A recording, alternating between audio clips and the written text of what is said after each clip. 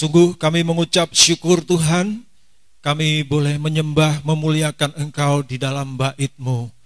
Dan kami percaya Tuhan, Engkau hadir di tengah-tengah pujian umat-Mu, yang Engkau akan berkati setiap kami, yang sudah ada di dalam hadirat-Mu Tuhan. Terima kasih, kami tidak peduli apapun yang terjadi di muka bumi ini. Tuhan, kami adalah gembala yang baik yang akan memelihara kehidupan kami, dan kami tidak akan pernah kekurangan. Terima kasih Tuhan buat kesehatan, terima kasih buat kekuatan, terima kasih buat berkat-berkat pemeliharaan-Mu yang terjadi di dalam hidup kami. Bukan hanya sampai saat ini, tetapi akan terus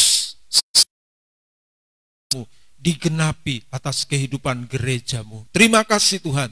Terima kasih dan yang indah ini, belajar akan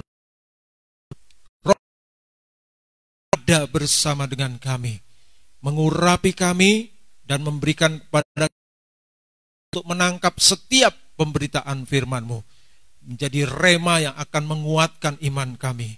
Kami terus bertumbuh sampai di dalam kehidupan yang memiliki kasih kepada semua orang. Terima kasih Tuhan, seperti Engkau mengasihi kami, demikian kami mengasihi Engkau dan kepada semua orang. Terpujilah Engkau Tuhan kekal selama-lamanya. Dan kami ikat semua roh jahat setan bisa menggoda mengganggu kami saat mendengarkan firman-Mu. Kami tolak dan usir, patahkan kuasanya, dan kami perintahkan dalam nama Yesus, pergi keluar dari tempat ini. Kami boleh Tuhan merasakan kekuatan hadirat-Mu, damai sejahtera-Mu memenuhi kehidupan kami. Terima kasih Tuhan, berfirmanlah buat kami siap untuk mendengarkannya. Kita semua yang percaya katakan amin. Haleluya. Pertama-tama saya sampaikan salam sejahtera kepada kita semua. Salam di dalam kasih dan pemeliharaan Tuhan kita sebagai Gembala Agung yang sudah memelihara dan melindungi kita sampai saat menit detik hari ini. Saya sampaikan juga shalom. Puji nama Tuhan. Pada kesempatan pagi ini, saudaraku, kita akan mau belajar kebenaran firman Tuhan dari kitab Wahyu. Dan saat ini kita sedang belajar untuk memahami, mengerti akan firman Tuhan mengenai meterai yang kelima. Dan meterai yang kelima ini ada setelah meterai yang keempat. Meterai yang keempat itu adalah merupakan satu keadaan di mana terjadi satu yang tidak enak di tengah-tengah dunia ini. Itulah krisis ekonomi dunia yang berkepanjangan, kemudian ditambah lagi dengan wabah, virus, sakit, penyakit, kemudian ada binatang buas, ya, yang merupakan menjadi bagian daripada suasana daripada meterai yang keempat. Namun itu semua adalah merupakan satu awal dari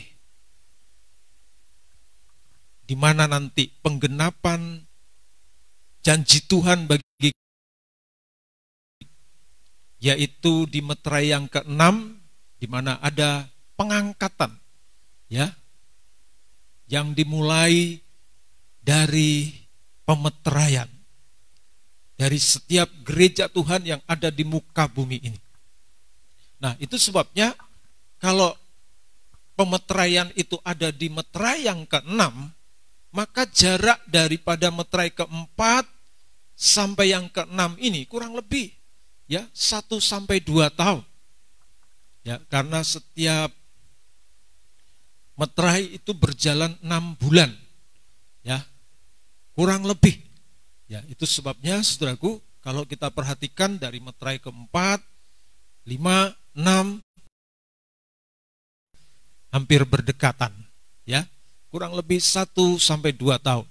Itu sebabnya saudaraku, kalau saat ini banyak orang mengatakan bahwa ini adalah suasana meterai yang keempat, maka saudara, kita harus mengerti bahwa penggenapan janji Tuhan untuk pengangkatan itu sudah segera akan tiba. Nah, kalau kita tahu lewat firman Tuhan sudah dekat, maka saudaraku kita harus mempersiapkan diri dengan sebaik mungkin supaya kita menjadi kehidupan yang nanti boleh menjadi bagian daripada rencana Tuhan itu. Tuhan sediakan bahtera perlindungan ya untuk gereja Tuhan di akhir zaman. Dia tidak nanti mengalami 7 tahun masa kesesakan, yaitu di masa di mana terjadi ya hukuman sangkakala dan hukuman bokor yang semuanya berjalan kurang lebih 7 tahun. Ya, jadi itulah yang disebut 7 tahun masa kesesakan sebelum kedatangan Tuhan kali kedua.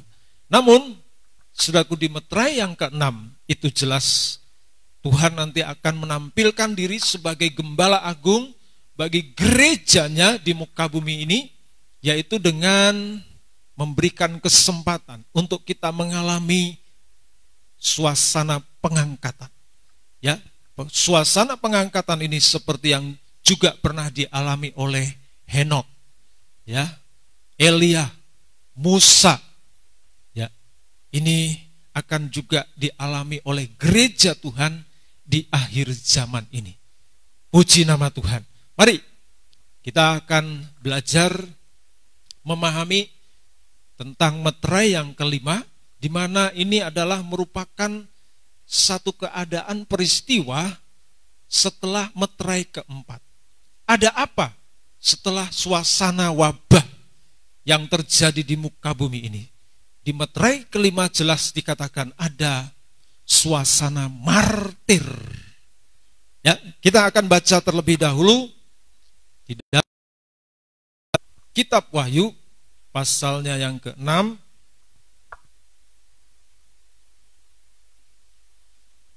Kitab Wahyu pasal yang ke-6. Kita akan baca di dalam ayatnya yang ke-9 mulai, dan 10 dan 11. Saya akan menjelaskan saat ini ayatnya yang ke-11. Ya. Namun kita akan mengulangi sejak di dalam ayatnya yang ke-9, 10 dan 11. Dan ketika anak domba itu membuka meterai yang kelima, ya, aku melihat di bawah mezbah jiwa-jiwa mereka yang telah dibunuh oleh karena firman Allah dan oleh karena kesaksian ayat yang mereka 9 miliki. ini, saudaraku, adalah menunjukkan kepada orang-orang yang sama menanti pemeteraian, ya, namun mereka gagal. Ya, oleh karena tersandung dengan suasana martir. Dan siapa yang tersandung ini di dalam suasana martir? Itulah orang-orang yang memiliki firman, ya, dan memiliki kesaksian Yesus. Nah, ini orang-orang yang tersandung. Kenapa tersandung? Saya sudah menjelaskan, karena tidak ada peningkatan di dalam punya firman, punya kesaksian, tetapi tidak memiliki penyembahan. Penyembahan itu adalah merupakan satu puncak dari kehidupan gereja Tuhan di dalam keimanannya kepada Tuhan. Jadi kalau percaya Tuhan, jangan hanya suka menyaksikan saja, tetapi juga suka menyembah Tuhan. Nah, kita periksa, kita punya enggak penyembahan ini dalam hidup kita? Ya. Kalau belum, ayo berusaha dengan sungguh-sungguh. Ini bagaikan mezbah dupa, yang dimana di atasnya ada ukupan, ya, dan rempah-rempah yang dibakar di ukupan itu, kalau dibakar itu asapnya itu menyenangkan hati Tuhan. Itulah gereja Tuhan yang punya penyembahan.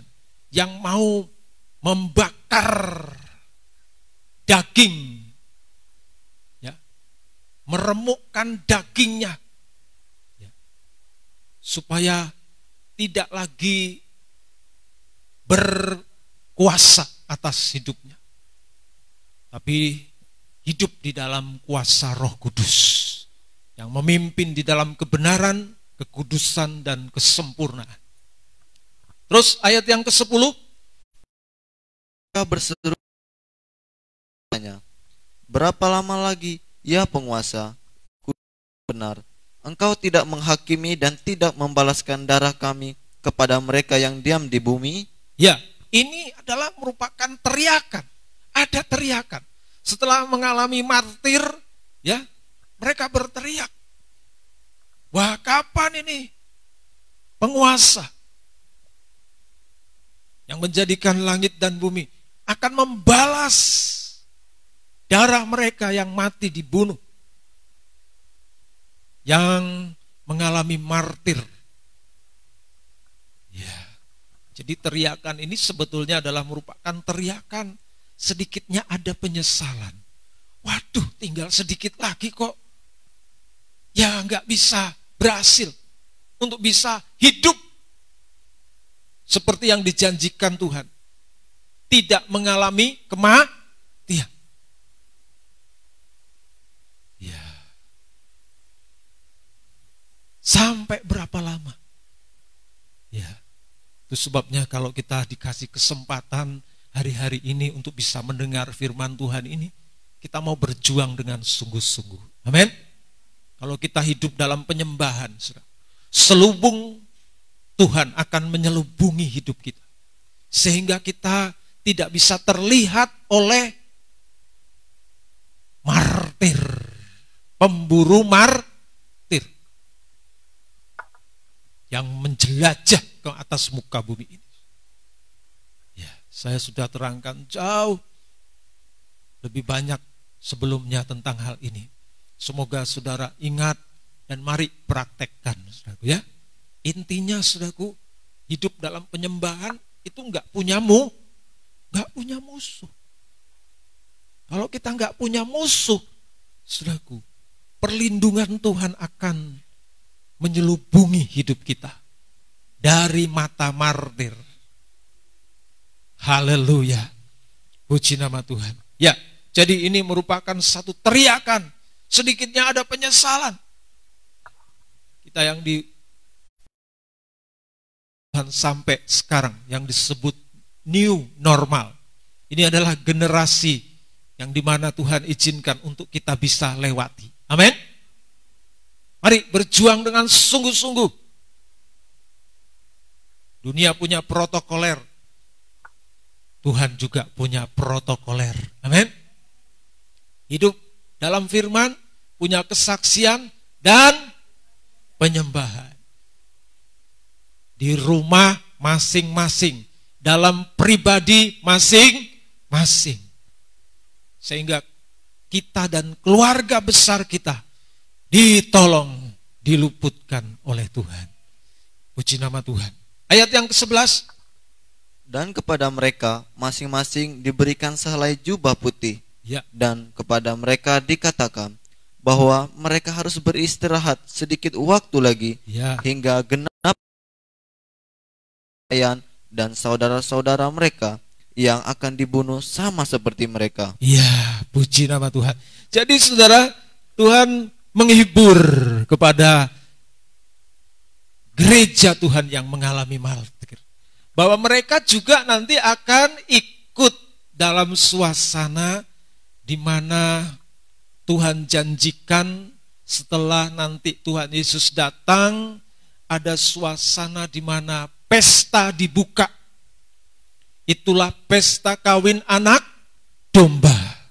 Dan di sana, saudaraku, orang-orang yang ikut itu adalah orang-orang yang memiliki yang namanya jubah putih. Jadi mereka enggak ketinggalan. Hanya tidak bisa ikut pengangkatan, pemeteraian. Hidup sampai Tuhan Yesus datang. Haleluya. Nah, itu sebabnya Tuhan mengatakan akan memberikan pada mereka jubah putih. Ya. Dan pada kesempatan ini kita akan berbicara banyak tentang jubah putih ini. Saudaraku ya, mari kita perhatikan baik-baik. Nah, kawanan-kawanan yang disebut kawan-kawan pelayan dan saudara-saudara mereka yang akan dibunuh sama. Jadi martir itu bukan hanya di meterai kelima ini, yaitu martir di masa 7 tahun kesesakan sebelum kedatangan Tuhan, itu juga akan lebih banyak lagi martir.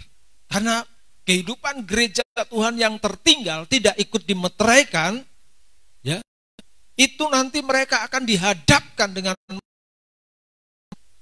di dunia ini, karena dunia ini di dalam kuasa cengkeraman antikris.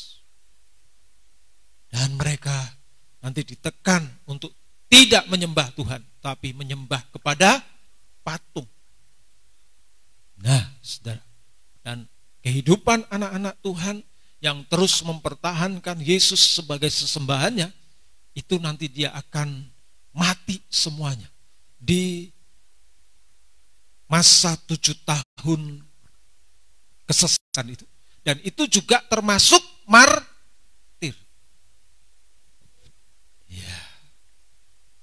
Nah, kalau kita mengerti akan firman Tuhan ini, pasti hati kecil kita mengatakan, waduh Tuhan tolong, saya nggak mau deh ikut ke sana.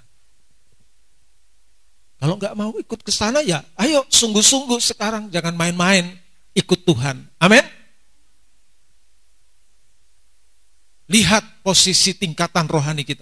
Sudahkah sampai puncak yang Tuhan inginkan atau belum? Kalau belum, kejar.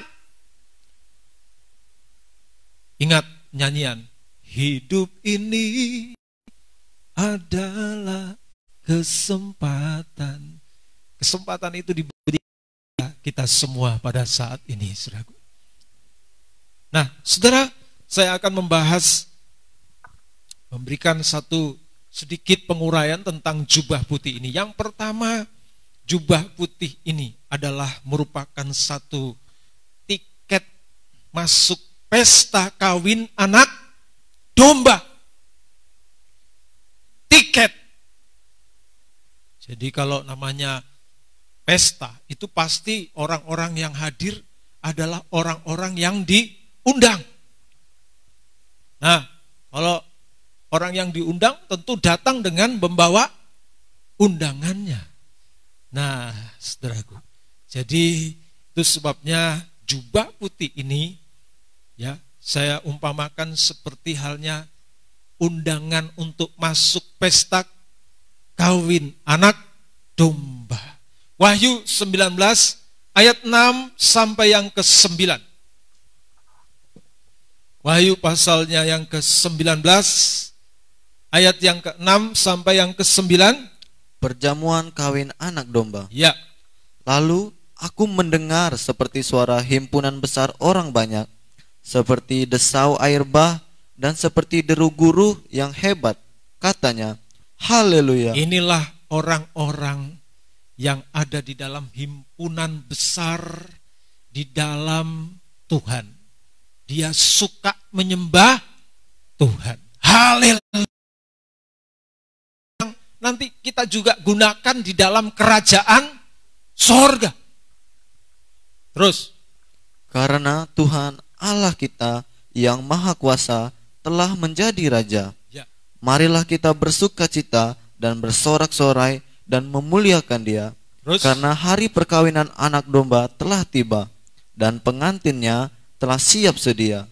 Dan kepadanya dikaruniakan supaya memakai kain lenan halus, yang berkilau-kilau dan yang putih bersih. Ini yang saya katakan tadi, tiket untuk masuk pesta kawin anak domba. Ini diberikan juga kepada para martir.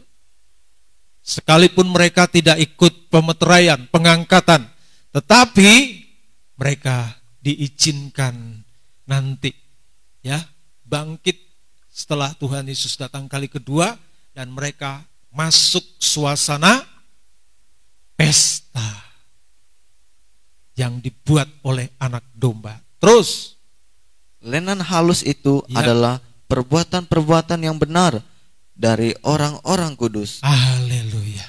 Perbuatan-perbuatan benar. Jadi semua yang dilakukan itu selalu persis cocok dengan firman Tuhan. Persis cocok seperti apa yang dikatakan oleh Tuhan. Itu sebabnya Tuhan Yesus mengatakan, akulah jalan kebenaran. Nah, itu adalah jalan pribadinya sendiri. Perbuatan-perbuatan benar. Puji nama Tuhan. Saudara yang dikasihi oleh Tuhan, ketika satu kali waktu Tuhan Yesus pernah memberikan satu perumpamaan di dalam saat dia mengajar. Dan dia memberikan satu perumpamaan persis seperti suasana raja yang sedang membuat pesta. Dan dia mengundang, saudaraku, orang-orang. Ya tentunya, saudaraku, yang diundang itu adalah orang yang dikenal oleh raja. Yang membuat pesta. Nah, ini penting juga buat kita. Jangan sampai kita anak Tuhan, kenal Tuhan, tapi Tuhan tidak mengenal. Waduh, bahaya. Ketika Tuhan mengenal kita, lewat kita suka berhubungan yang akrab di dalam penyembahan kepada Tuhan, maka Tuhan akan kasih undangan buat kita. Nah, saudara, ternyata, saudaraku, semua yang diundang itu datang ke pesta itu. Namun, saudaraku, raja itu setelah memeriksa satu persatu, ada undangan yang ternyata pakaian pesta. Nah, Tuhan itu ya bisa ngecek juga ya. Ya itu sebabnya kita ya hari-hari ini jangan merasa kalau Tuhan itu gak ada. Tuhan itu selalu ada. Amin. Entah ada di gereja, ada di rumah streaming, Tuhan itu perhatikan. Nah, ini tes ujian buat gereja Tuhan. Jangan sampai ada yang lihat kok. Aku gak ikut streaming ya gak apa-apa. Tuhan cek. Amin. Nah, saudaraku, di pesta itu dicek sama Tuhan. Dan kelihatan jelas tuh, saudaraku ya. Kalau ada semua pakaian pesta, kemudian satu tidak berpakaian pesta. Waduh. Tuhan menyapa dengan halus loh, saudaraku ya. Yuk kita baca di dalam Matius pasal 22 ayat yang ke-11 sampai yang ke-13 saja. Ini adalah merupakan satu perikop perumpamaan yang Tuhan Yesus pernah berikan kepada murid-murid. Ya, langsung saja ayatnya yang ke-11. Ketika raja itu masuk untuk bertemu dengan tamu-tamu itu, ya, ia melihat seorang yang tidak berpakaian Ia pesta. melihat seorang yang tidak berpakaian pesta, enggak pakai baju putih. Tidak memiliki perbuatan-perbuatan benar orang kudus. Terus ia berkata kepadanya. Ia berkata, perhatikan kata Tuhan ini. Ini kata enggak kasar loh, saudaraku ya. Perhatikan. Hai saudara. Hai saudara. Bagaimana engkau masuk kemari dengan tidak mengenakan pakaian pesta? Iya, terus. Tetapi orang itu diam saja. Perhatikan, apakah perkataan Tuhan terhadap peserta yang ikut pesta itu kasar? Tidak kasar. Hai saudara, bagaimana engkau masuk kemari dengan tidak mengenakan pakaian pesta? Ya. Tetapi orang itu justru diam saja. Ini kebiasaan daripada gereja Tuhan yang melakukan kegiatan rohani di dunia, ya, yaitu sering ikut ibadah, pelayanan, ikut komsel, ikut macam-macam kegiatan rohani, tetapi modelnya model diam saja. Tidak ada respon. Tuhan ngomong harusnya paling tidak ya menjawablah. Tapi ini tidak. Dia justru diam saja. Itu sebabnya gereja Tuhan jangan suka diam-diam. Ya, harus aktif. Kalau Tuhan ngomong apa itu diresponi dengan baik. Sebab itu adalah merupakan satu peringatan hukum, tetapi untuk memperingati supaya dia bisa mengalami keobahan. Saya yakin dan percaya, seandainya saudara yang tidak berpakaian pesta ini, dia menjawab raja itu, ya raja maafkan, aku nggak punya pakaian pesta. Dikasih nggak? Kasih.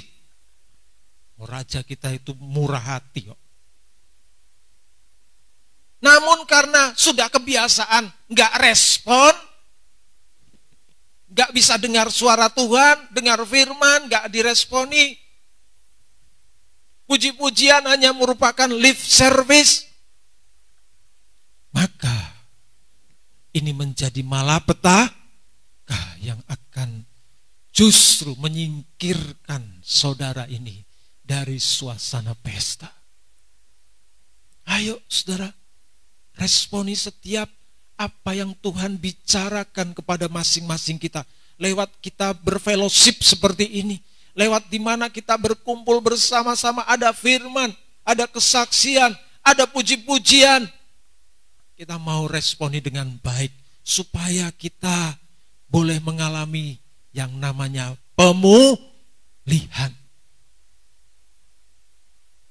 Tuhan datang bukan untuk menghukum, tapi Tuhan datang untuk menyelamatkan.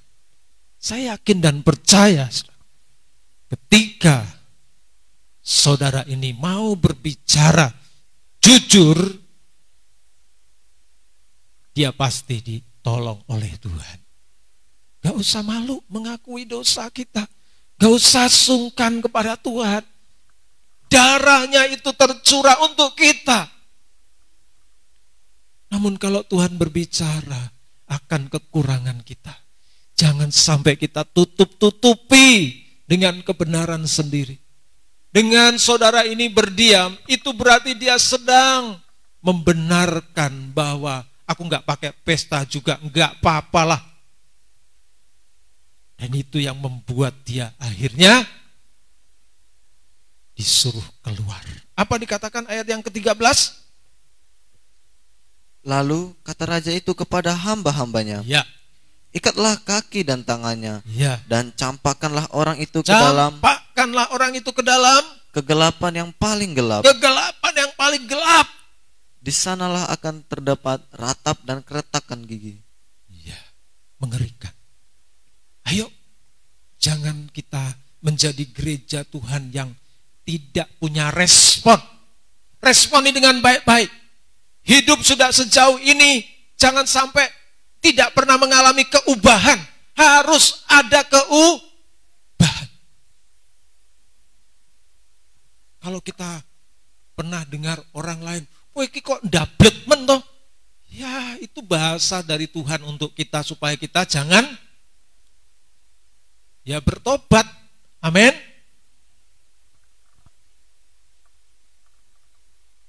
Apapun yang Tuhan tegur pada setiap kehidupan kita, responi dengan baik-baik. Dengan demikian setiap langkah kita akan mengalami kemuliaan dan kemuliaan di dalam Tuhan. itulah yang akan membawa kita sampai nanti masuk kepada suasana pesta. Puji Tuhan.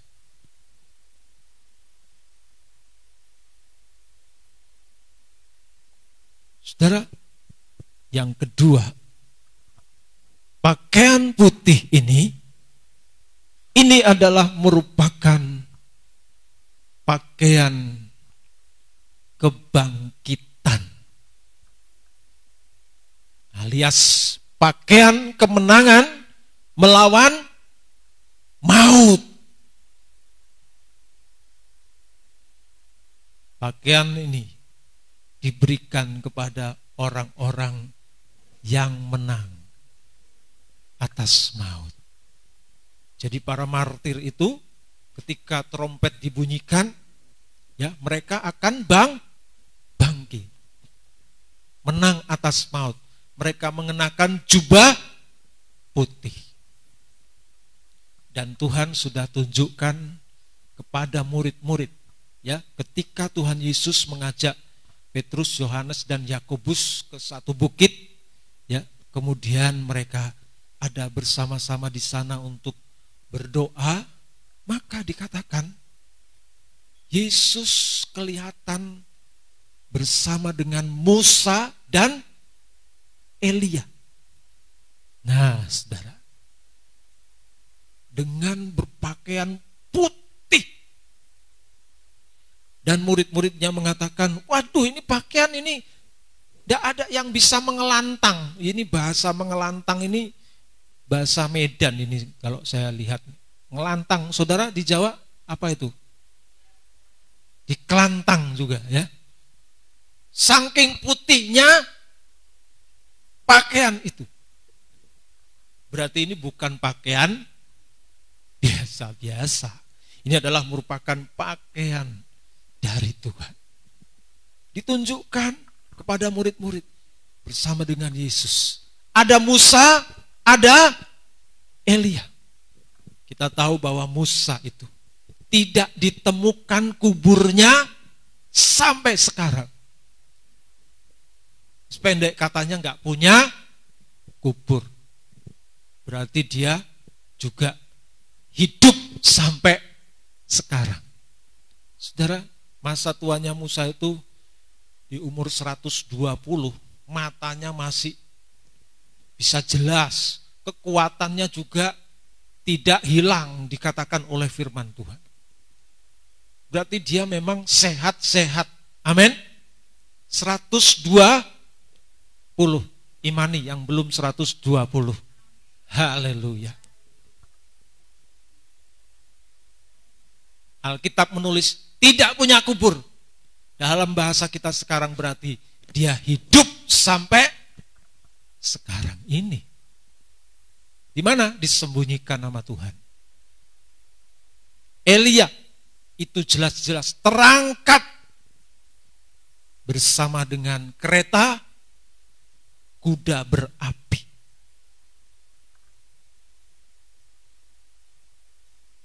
Juga bersama dengan Yesus berpakaian putih.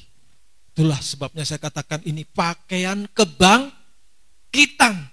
Itulah pakaian daripada kemenangan melawan maut dari orang-orang kudusnya Tuhan.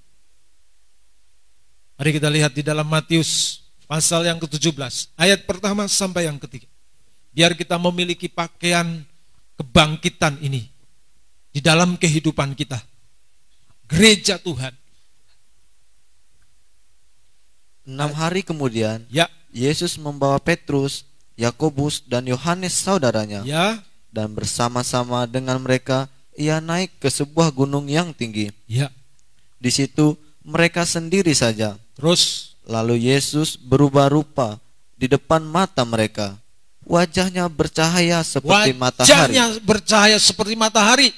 Dan pakaiannya menjadi putih bersinar seperti terang. Pakaiannya putih bersinar seperti terang. Ini bukan pakaian biasa. Terus maka nampak kepada mereka Musa dan Elia sedang berbicara dengan dia. Ya, ada Musa dan Elia bersama dengan Yesus. Sebagai bukti, ini adanya pakaian putih ini adalah pakaian kebangkitan. Saudaraku, Tuhan Yesus ketika bangkit dari kubur, dia juga menggunakan pakaian putih. Dan saudara, dengan kebangkitan Tuhan, Tuhan itu bukan jadi makhluk halus, tetapi makhluk seperti kita. Itu sebabnya dia ngajak murid-muridnya ketika dia bangkit, ya, pertama-tama dia ngajak murid makan apa?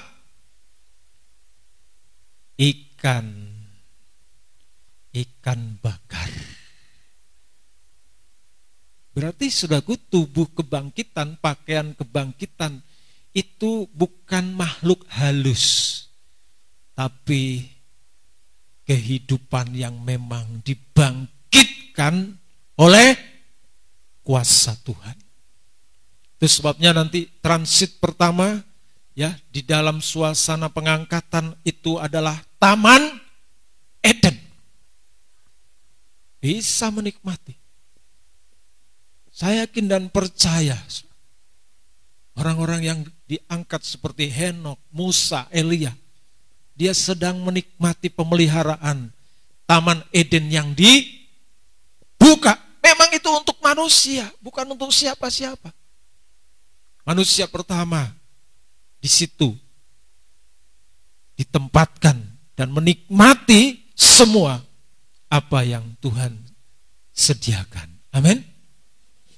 Nanti kita juga akan mengalami. Semoga Tuhan menolong kita sekalian. Haleluya.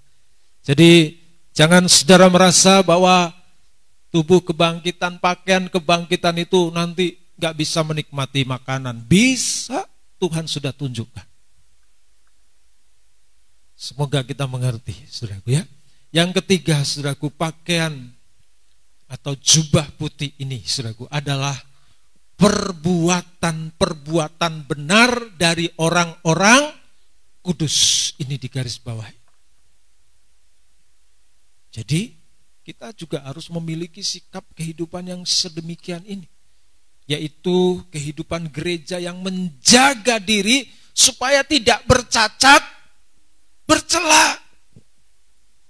Caranya apa? Ya, semua yang dilakukan harus benar. Harus apa? Benar. Nah, benar bukan sesuai dengan kebenaran diri sendiri, tapi sesuai dengan firman yang adalah pribadinya Yesus. Jelas Tuhan Yesus mengatakan, akulah jalan, kebenaran, dan hidup. Jadi kalau kita selalu melakukan sesuai dengan firman, maka langkah kehidupan kita pun dipastikan akan benar. Tidak memiliki cacat celah. Inilah pengikut anak domba.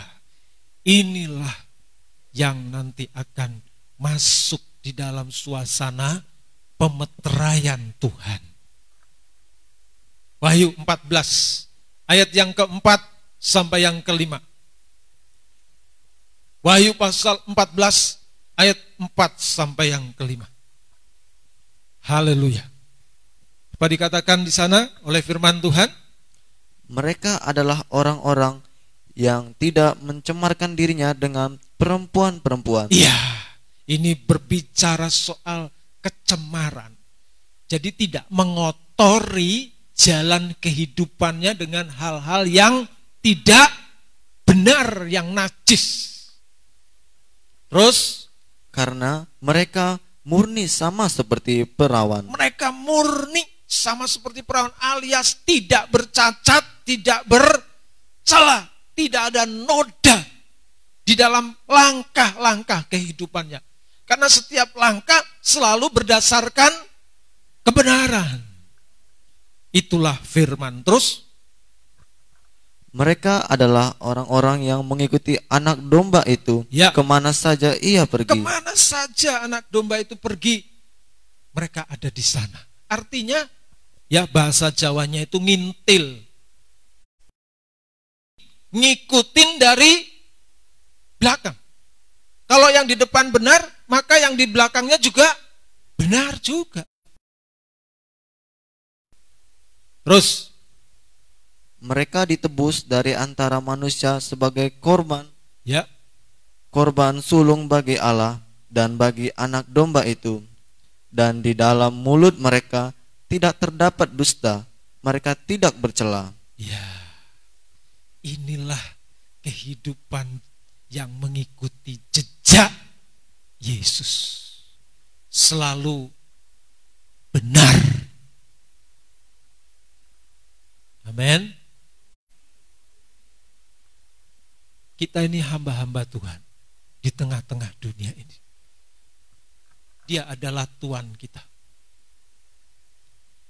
Maka seperti yang dikatakan oleh firman Tuhan, kalau kita, saudaraku, melakukan segala sesuatu, ya, maka kita harus lakukan itu untuk siapa?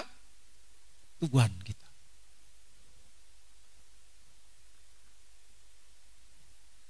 Ini caranya untuk supaya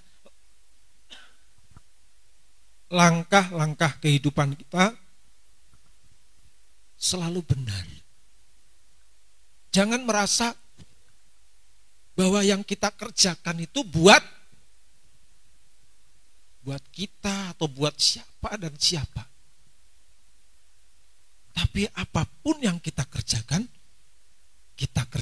untuk. Nah, kira-kira aman enggak langkah kita?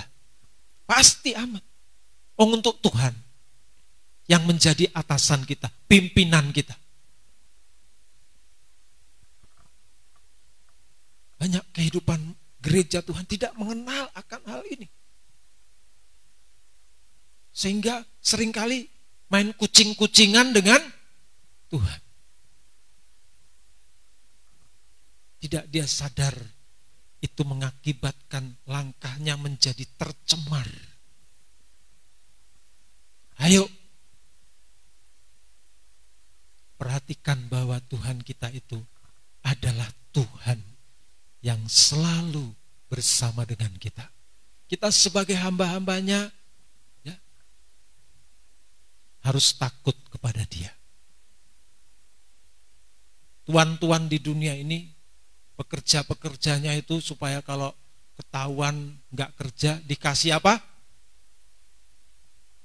CCTV. Tuhan tuh punya CCTV enggak? Waduh, punya. Bahkan seperti awan-awan di udara itu, dimanapun terpantau oleh CCTV-nya Tuhan. Nah, jangan main-main lagi dengan Tuhan. Amin. Lakukan segala sesuatu bukan untuk orang lain, bukan untuk diri sendiri, bukan untuk siapa-siapa. Lakukan untuk Tuhan. Kolose 3 ayat 22 sampai 23. Kolose pasal 3 ayat 22 sampai 23. Apa dikatakan oleh firman Tuhan?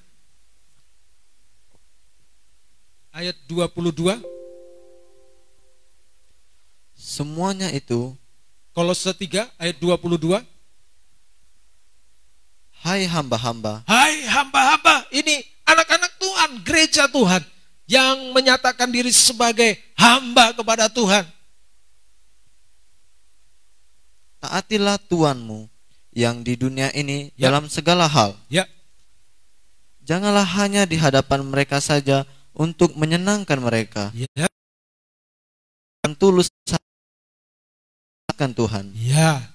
Terus Apapun juga apapun juga yang kamu perbuat, yang kamu perbuat, perbuatlah dengan segenap hatimu, perbuatlah dengan segenap hati, seperti untuk Tuhan seperti untuk Tuhan, dan bukan untuk manusia. bukan untuk manusia. Ini kunci sukses untuk selalu ada di dalam perbuatan-perbuatan yang benar. Hari-hari ini gereja Tuhan sedang diuji, menghadapi kondisi yang terjadi. Jangan ragu-ragu terhadap kebenaran firman. Setiap kata-kata firman Tuhan yang kita lakukan, itu ada kebenaran yang menyertainya. Dan kalau langkah kehidupan kita sampai pada langkah yang terakhir, selalu ada di dalam kebenaran, Tuhan jamin hidup kita ada di dalam pemeliharaan Tuhan. Dan perhatikan, Tuhan itu pemeliharaannya sempurna. Kita akan semakin kuat, bukan semakin lemah. Kalau yang lain pada roboh, gereja Tuhan yang melakukan kebenaran akan kuat dan semakin kuat. Sebab hidup di dalam kebenaran. Yesaya 40 ayat 27 sampai yang ke-31. Perhatikan nubuatan dari Nabi Yesaya ini menunjukkan kepada keadaan gereja di akhir zaman, di hari-hari menjelang Tuhan datang kali kedua. Yesaya 40 ayatnya yang ke-27 sampai yang ke-31. Mengapakah engkau berkata demikian, hai Yakub, dan berkata begini, hai Israel, hidupku tersembunyi dari Tuhan, dan hakku tidak diperhatikan Allahku? Tidakkah kau tahu, dan tidakkah kau dengar, Tuhan ialah Allah kekal yang menciptakan bumi dari ujung ke ujung. Ia tidak menjadi lelah dan tidak menjadi lesu, tidak terduga pengertiannya. Ya, Tuhan kita itu bukan Tuhan yang bisa lelah dan bisa kemudian capek. Tuhan kita itu tidak pernah capek, tidak pernah lelah, bahkan tidak pernah tertidur. Terus ayat 29. Dia memberi kekuatan kepada yang lelah. Perhatikan, kalau kita terus melakukan yang benar, kita bisa lelah, tapi Tuhan akan berikan kekuatan. Karena Tuhan kita itu bukan Tuhan yang tertidur. Ya, Tuhan yang selalu melihat kepada setiap pergumulan kita. Apapun yang kita gumuli hari-hari ini, Tuhan melihat dan memperhatikan. Terus? Dan menambah semangat kepada yang tidak berdaya. Dia menambah semangat kepada yang tidak berdaya di dalam menantikan kedatangan Tuhan. Jangan seperti yang terkena martir, lelah menyembah Tuhan. Terus eksis hidup kita ini, kita jadikan penyembahan kepada Tuhan. Terus orang-orang muda menjadi lelah dan lesu. Ya, orang-orang muda yang kuat tenaganya aja bisa lelah dan lesu. Terus dan teruna-teruna jatuh tersandung. Ini orang yang gagah-gagah perkasa di tengah-tengah muka bumi bisa terjatuh. Oleh karena apa? Mereka tidak mengandalkan Tuhan. Perhatikan anak-anak muda, andalkan Tuhan dalam hidupmu. Kalau tidak nanti jatuh.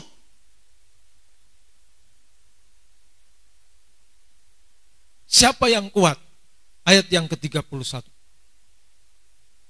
Tetapi orang-orang yang menanti-nantikan Tuhan mendapatkan kekuatan baru. Orang yang berjalan di dalam kebenaran, kebenaran, dan kebenaran, dia justru kekuatan.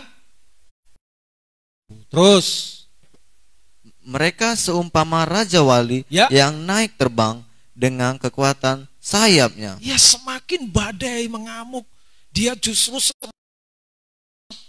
atau terjun ke bawah, tapi dia semakin naik mengatasi badai itu. yang bisa menolong kita untuk bisa mengatasi badai yang terjadi di muka bumi ini. Kalau bukan dari Tuhan,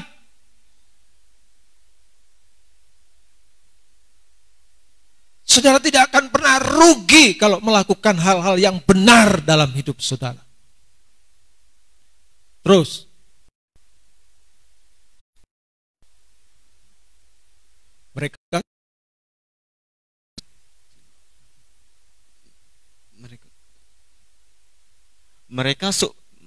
mereka berlari dan tidak menjadi lesu.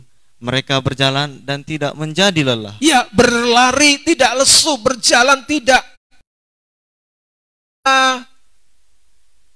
Berlari tidak menjadi lesu, berjalan tidak menjadi lelah. Apapun aktivitasnya tetap fit. Ya, bahasanya itu saudaraku ya. Tetap kuat, strong. Seperti ini. Ini kata firman Tuhan. Perbuatan benar. Itu menjadi dasar langkah setiap langkah gereja Tuhan yang tinggal menanti kedatangan Tuhan. Tinggal sedikit waktu lagi. Tuhan kiranya memberikan kekuatan kita. Sebentar kita akan menerima roti dan anggur. Terima dengan iman. Amin. Terima dengan percaya. Di dalamnya ada kuasa yang akan menolong kita untuk tetap kuat di dalam menanti kedatangan Tuhan.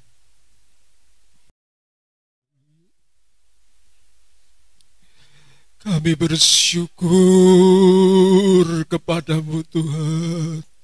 Tidak ada kata-kata yang lain. Hanya bersyukur kepadamu Tuhan. Kami terima dengan iman firman-Mu. Kami terima dengan percaya tubuh darah-Mu Tuhan. Kekuatan-Mu yang baru itu Tuhan ada dalam kehidupan kami. Kami terima dalam hidup kami. Dalam nama Yesus. Terima kasih Tuhan. Terima kasih. Meteraikan Tuhan firman dan tubuh darah-Mu itu di dalam setiap kehidupan kami. Dalam pikiran, perasaan, hati kami Tuhan. Kami menghidupi firman-Mu di dalam setiap langkah kehidupan kami. Biar kami boleh memiliki pakaian putih yang Tuhan sediakan buat kami. Perbuatan benar yang sesuai dengan. Terima kasih Tuhan. Berkat-Mu atas kami melimpah Tuhan. Baik jemaat-Mu yang ada di tempat ini, di rumah masing-masing, siapapun yang ikut mendengarkan acara ibadah streaming ini diberkati oleh Tuhan. Apapun masalah keadaan mereka, tidak ada yang terkecuali, ditolong dan diselesaikan dalam nama Yesus. Angkat permuliakan kami di hadapan-Mu Tuhan. Kami boleh terlepas dari semua masalah persoalan kami. Memuliakan dan memuji Engkau di dalam kehidupan kami. Terima kasih. Terima kasih berkat-Mu atas bangsa kota kami. Pemimpin kami dari pusat sampai ke daerah. Biar kesempatan yang masih Tuhan sediakan buat kami untuk boleh menikmati suasana ibadah, baik secara streaming maupun langsung. Tuhan akan memberkati. Kami boleh dibangun, dipersiapkan bagi zaman ini. Masuk bahtera perlindungan Tuhan, terluput dari 1 kali 7 masa kesesakan. Terima kasih memberkati setiap pelayan-pelayan, memberkati setiap anak-anak-Mu. Di dalam segala apapun yang mereka bawa kepadamu, Tuhan akan memberkatinya. Terima kasih, terima kasih.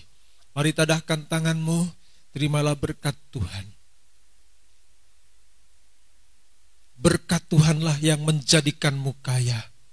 Susah payah tidak akan menambahinya. Tuhan akan memberkati engkau dan melindungi engkau. Tuhan akan menyinari engkau dengan wajah-Nya dan memberikan kasih karunia. Tuhan akan menghadapkan wajahnya kepadamu dan memberikan engkau damai sejahtera.